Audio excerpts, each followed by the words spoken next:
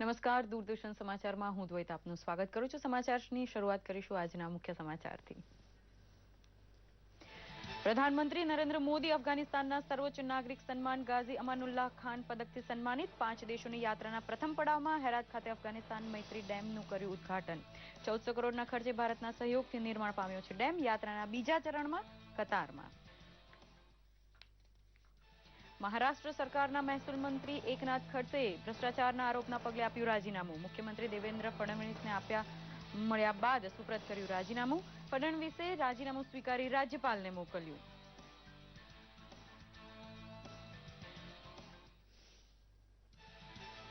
દાહોદ જિલ્લાની bulk pipeline આધારિત 893 કરોડની જૂથ પાણી પુરવઠા યોજનાને મંજૂર કરતા મુખ્યમંત્રી. દાહોદ છોટાઉદેપુરના 345 ગામો અને 4 શહેરોને પીવાના પાણીનો મળશે લાભ. તો મહીસાગર અને દાહોદ જિલ્લાને સિંચાઈ સુવિધા માટે કડાણા જળાશય આધારિત 1054 કરોડના પાઇપલાઇન કામોને પણ લીલી ઝંડી. બેટી બચાવો બેટી પઢાઓના સંદેશના ફેલાવવા માટે સુરતની 4 બાઇકિંગ ક્વીન્સ 10 દેશોની સફરે. મુખ્યમંત્રી આનંદીબેન પટેલે લીલી ઝંડી ફરકાવી કરાવ્યું પ્રસ્થાન. એક જ સ્થળે એક સાથે 500 લોકો દ્વારા રેસિંગ ચેકર્સ ફ્લેગ સતત 10 મિનિટ લહેરાવવા માટે મળ્યું ગિનિસ બુક ઓફ વર્લ્ડ રેકોર્ડમાં સ્થાન. આદિવાસી બહુલ વસ્તી ધરાવતા પંચમહાલ જિલ્લામાં પ્રધાનમંત્રી મુદ્રા લોન યોજનાના પહોંચી રહ્યા છે ફાયદા. જિલ્લામાં 1500 લાભાર્થીઓને 22 કરોડ રૂપિયાનું કરાયું ધિરાણ. નવો વ્યવસાય શરૂ કરવા માટે લીડ બેંક દ્વારા રોજગારીલક્ષી તાલીમની પણ કરાઈ છે વ્યવસ્થા. અને સમગ્ર ગુજરાતમાં ભારે શ્રદ્ધાપૂર્વક શનિ જયંતિની ઉજવણી. કર્મ પ્રમાણે ફળ આપતા અને ન્યાયપ્રિય દેવતાને રીઝવવા મંદિરોમાં યોજાયા હોમ, હવન અને પૂજા અર્ચન. સમાચાર વિસ્તારપૂર્વક. 5 દેશોની 6 દિવસીય યાત્રાના પ્રથમ પડાવમાં અફઘાનિસ્તાન પહોંચેલા પ્રધાનમંત્રી નરેન્દ્ર મોદીને અફઘાનિસ્તાનના સર્વોચ્ચ નાગરિક સન્માન ગાઝી અમાનુલ્લાહ ખાન પદકથી સન્માનિત કરવામાં આવ્યા હતા.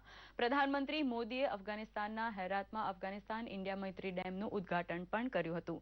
આ ઉદ્ઘાટન પ્રધાનમંત્રી મોદીએ અફઘાનિસ્તાનના રાષ્ટ્રપતિ અશરફ ગની સાથે સંયુક્તપણે કર્યું હતું. ડેમના લોકાર્પણ બાદ પ્રધાનમંત્રી મોદીએ જણાવ્યું હતું કે આ ડેમ અમારી મિત્રતાનું પ્રતીક છે, જેનાથી ઘરમાં અજવાશ ફેલાશે અને ખેતરોમાં ઉત્પાદન વધશે, જેનાથી નાગરિકોની સુખાકારીમાં વધારો થશે. આ ડેમ ભારતના સહયોગથી આશરે 1400 કરોડના ખર્ચે નિર્માણ પામ્યો છે. ડેમના પાણીથી આશરે 42 મેગાવોટ વીજળી ઉત્પન્ન થશે, જે 45,000 હેક્ટર જમીનના સિંચાઈ માટે ઉપયોગમાં લેવાશે. પ્રધાનમંત્રી અફઘાનિસ્તાન પહોંચ્યા ત્યારે તેમનું ઉષ્માભર્યું સ્વાગત કરવામાં આવ્યું હતું.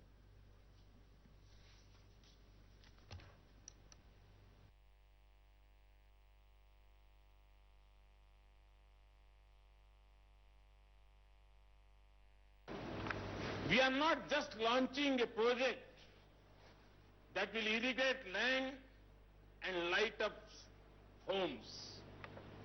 We are reviving a region, restoring hope, renewing life, and redefining Afghan's future.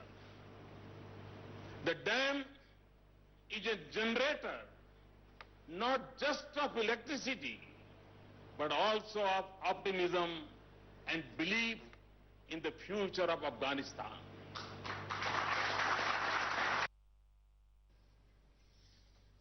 મહારાષ્ટ્રમાં મહેસૂલ મંત્રી એકનાથ ખડસે જમીન કૌભાંડના કથિત ભ્રષ્ટાચારના આરોપમાં પોતાના હોદ્દા પરથી રાજીનામું આપી દીધું હતું. એકનાથ ખડસે મુખ્યમંત્રી દેવેન્દ્ર ફડણવીસના મુંબઈ સ્થિત નિવાસસ્થાને મુલાકાતે ગયા હતા અને મુખ્યમંત્રી સાથે ચર્ચા કરી હતી. મહારાષ્ટ્રના મહેસૂલ મંત્રી ઉપર ભ્રષ્ટાચાર તથા કામમાં અનિયમિતતાના આરોપ લાગ્યા હતા. ફડણવીસે ખડસેનું રાજીનામું સ્વીકારી રાજ્યપાલશ્રીને મોકલી આપ્યું છે. જમ્મુ કાશ્મીરના અનંતનાગમાં સુરક્ષા બળો તથા આતંકવાદીઓ વચ્ચે થયેલી અથડામણમાં 2 જવાનો શહીદ થયા હતા. જમ્મુ કાશ્મીરના મુખ્યમંત્રી મહેબૂબા મુફ્તીએ શહીદ જવાનોને શ્રદ્ધાંજલિ અર્પણ કરી હતી. છેલ્લા 24 કલાકમાં આતંકવાદીઓ દ્વારા આ બીજો હુમલો કરવામાં આવ્યો હતો. શુક્રવારે પણ દક્ષિણ કાશ્મીરના બીજબેહડામાં બીએસએફના કાફલા પર આતંકવાદી હુમલો થયો હતો. મુખ્યમંત્રી આનંદીબેન પટેલે દાહોદ જિલ્લાની બલ્ક પાઇપલાઇન આધારિત રૂપિયા 893 કરોડની જૂથ પાણી પુરવઠા યોજનાને મંજૂરી આપી હતી. આ યોજના થકી દાહોદ અને છોટાઉદેપુર જિલ્લાના 345 ગામ અને 4 શહેરોને પીવાના પાણીનો લાભ મળશે. મુખ્યમંત્રી આનંદીબેન પટેલે જણાવ્યું હતું કે રાજ્યના નાગરિકોને પીવાનું શુદ્ધ પાણી ઘર આંગણે મળી રહે તે અમારી સરકારની પ્રાથમિકતા છે. મુખ્યમંત્રી આનંદીબેને મહીસાગર અને દાહોદ જિલ્લા માટે કડાણા જળાશય આધારિત રૂપિયા 1054 કરોડના પાઇપલાઇનના કામોને પણ મંજૂરી આપી હતી. આ યોજનાને પરિણામે 10,700 હેક્ટર વિસ્તારને સિંચાઈનો લાભ મળશે, જેમાં દાહોદના 7 તાલુકાના 89 ગામ તથા મહીસાગરના 209 ગામ તથા એક શહેરને આવરી લેવામાં આવ્યા છે. સુરતના ડોક્ટર સારિકા મહેતાના નેતૃત્વમાં સ્થાપિત બાઇકિંગ ક્વીન્સની ઉત્સાહી મહિલા બાઇકર્સનું એક જૂથ બેટી બચાવો બેટી પઢાઓના સંદેશા સાથે સૌપ્રથમવાર 10 દેશોની સફરે નીકળ્યું છે. મુખ્યમંત્રી આનંદીબેન પટેલે સુરતથી આ ગ્રુપને લીલી ઝંડી બતાવી હતી. આનંદીબેને મહિલા બાઇકર્સને શુભેચ્છા આપતા જણાવ્યું હતું કે ગુજરાતની દીકરીઓ બેટી બચાવો બેટી પઢાઓનું કામ મોટા ફલક પર ફેલાવી રહી છે. બાઇકર્સની નેશન રાઇડ 6 જૂન 2016થી નેપાળના કાઠમંડુથી શરૂ થશે. 4 મહિલા બાઇકર્સનું ગ્રુપ 36 દિવસમાં 10,000થી વધુ કિલોમીટરની સફર ખેડશે અને 10 દેશો Bharat, Bhutan, Myanmar, Thailand, Laos, Cambodia, વિયેટનામ, Malaysia અને સિંગાપોરને આવરી લેશે. બાઇકર્સનું આ ગ્રુપ પ્રધાનમંત્રીના અભિયાન બેટી બચાવો બેટી પઢાઓનો પ્રચાર કરશે. તેમની આ સફર સિંગાપોરમાં પૂર્ણ થશે અને ત્યાંથી બાઇકિંગ ક્વીન્સ નવી દિલ્હી પરત ફરશે. एक विषय लेकर गुजरात और देश छोड़कर विश्व के 10 देशों में जा रहा है. मैं मानती हूँ कि विश्व भर के सभी देशों में ये विषय की पर चर्चा होगी. अनेक राइटर्स वगैरह इस पर चर्चा करेंगे.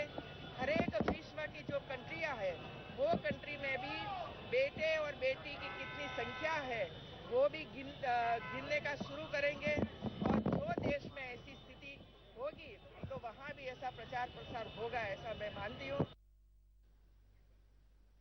સમાચારમાં આગળ વધીએ તે પહેલા લઈએ એક નાનકડો વિરામ.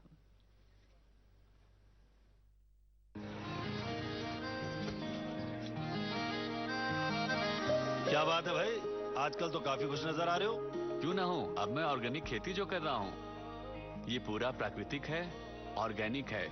इसमें हमारे खेत, हमारी फसल और हमारी जेब सब फायदे में होते हैं और इसमें लागत भी कम है.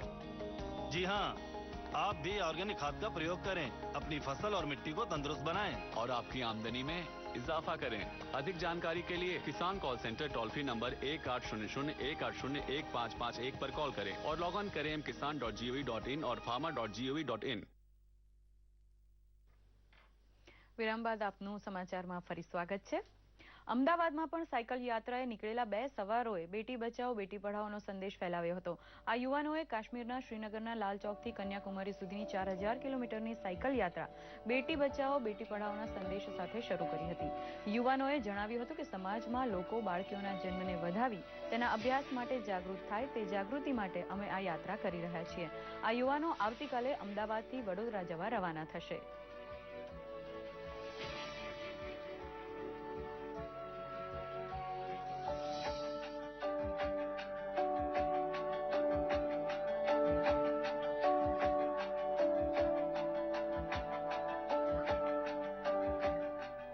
हम चाहते हैं कि हम लड़कियों को भी उतना ही महत्व दें जितना लड़कों को देते हैं.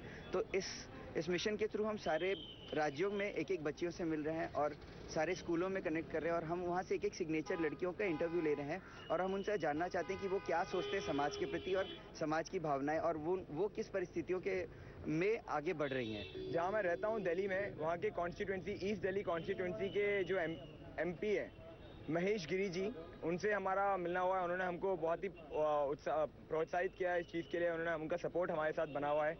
यहाँ तक कि ट्विटर पे हमें मेनका गांधी जी और स्मृति ईरानी जी और PMO ये भी हमारा पूरा काम हमारा देख रहे हैं और हम एक क्या करेंगे पूरा हिसाब किताब एक रिपोर्ट बना के हम PMO में देंगे.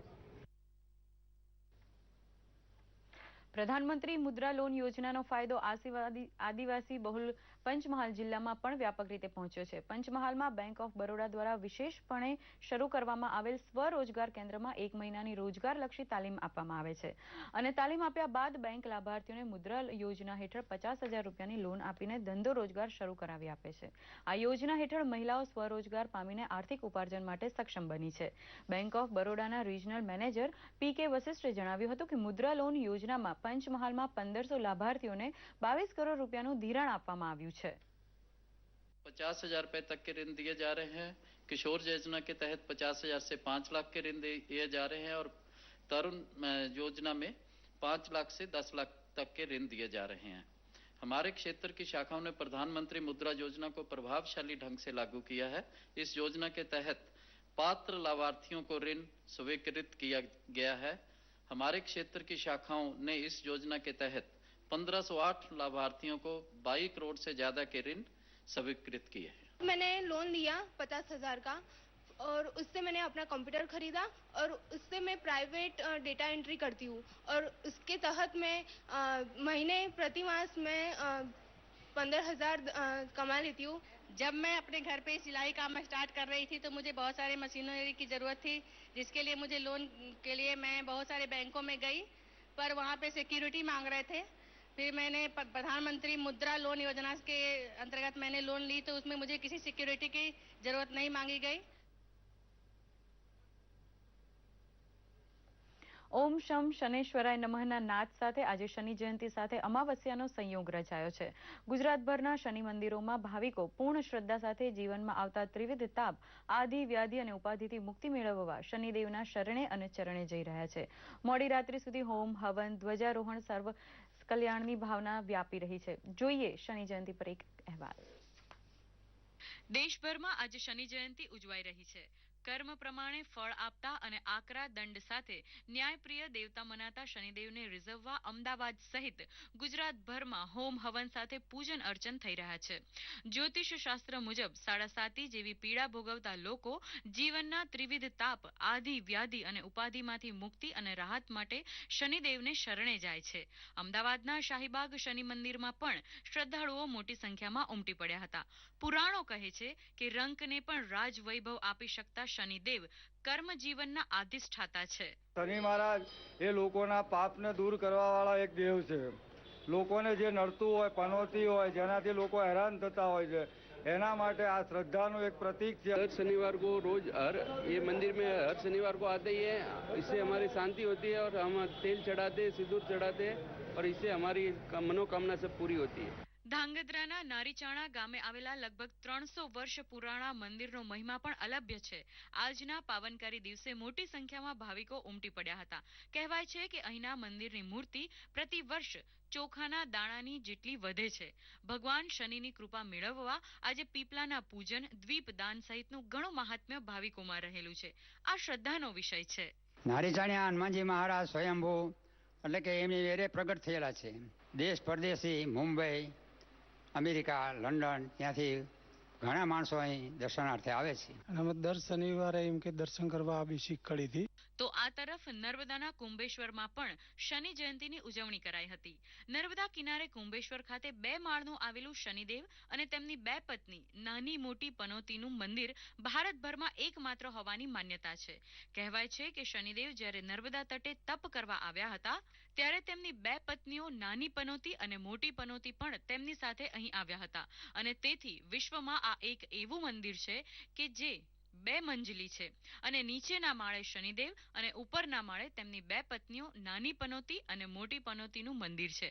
આજે શનિ જયંતિ હોવાને કારણે ભારતભરમાંથી હજારો દર્શનાર્થીઓએ દર્શનનો લાભ લઈ નર્મદા સ્નાન કર્યું હતું. શનિવાર એટલે કે શનિદેવનો દિવસ અને સાથે સાથે શનિનો જન્મ જયંતિનો દિવસ. આ ત્રિવેણી સંગમ થયો કહેવાય અને એવા પવિત્ર દિવસે અહીંયા હજારો નહીં પણ લાખો ભક્તો ભેગા મળી અને ભગવાનના દર્શન, ભગવાનનું પૂજન, ભગવાનના યજ્ઞના દર્શન કરી અને દાન ધર્મ કરી અને પોતે કૃતજ્ઞતા અનુભવે છે. અહીંયા માટે એક એવી માન્યતા છે કે અહીંયા નર્મદા સ્નાન કરી અને અહીંયા આવી મંદિરે અને પગરખાં ઉતારીને શનિશ્વર અને નાની મોટી પનોતીઓના દર્શન કરીએ તો આપણા જીવનમાં જે પનોતી આવતી હોય એ આપણી દૂર થાય છે. આજના શનિ જયંતિ શનિવાર અને અમાવસ્યાના સંયોગે ગીર સોમનાથમાં પણ શ્રદ્ધાળુઓ મોટી સંખ્યામાં મંદિરે ઉમટ્યા હતા. ધ્વજારોહણ, મહાપ્રસાદ અને હોમ હવનથી શનિદેવને રીઝવવા પ્રયત્ન કરાયા હતા. પાવનકારી દિવસે શનિની કૃપા મેળવવાથી જીવનમાં મોટી રાહત અનુભવાય છે. ત્યારે હિન્દુ, મુસ્લિમ સહિતના બિરાદરો, મહિલાઓ શનિ કૃપા માટે મંદિરે ઉમટ્યા હતા. દૂરદર્શન સમાચાર, અમદાવાદ. અમદાવાદનો મહત્વનો લોકોત્સવ રથયાત્રા શાંતિપૂર્ણ માહોલમાં સંપૂર્ણ થાય તે માટે ક્રાઇમ બ્રાન્ચ સાવચેતીના તમામ પગલાં લેતી હોય છે. આ સંદર્ભે આગામી રથયાત્રાના અનુસંધાને ભાંગફોડ કરવાના ઈરાદે પિસ્ટલ તથા જીવતા કારતૂસ સાથે અમદાવાદ સાયબર સેલ ક્રાઇમ બ્રાન્ચે એકની ધરપકડ કરી હતી. પોલીસને મળેલી ચોક્કસ બાતમીને આધારે મૂળ કર્ણાટકનો અને અમદાવાદના બાપુનગરમાં રહેતો 22 વર્ષીય વિજય રાજેશભાઈ પદ્મશાલિનીની અટક કરી હથિયાર કબજે કર્યા હતા. આ સાથે જ આ સમાચાર બુલેટિન અહીં સંપન્ન કરી રહ્યા છીએ. નમસ્કાર.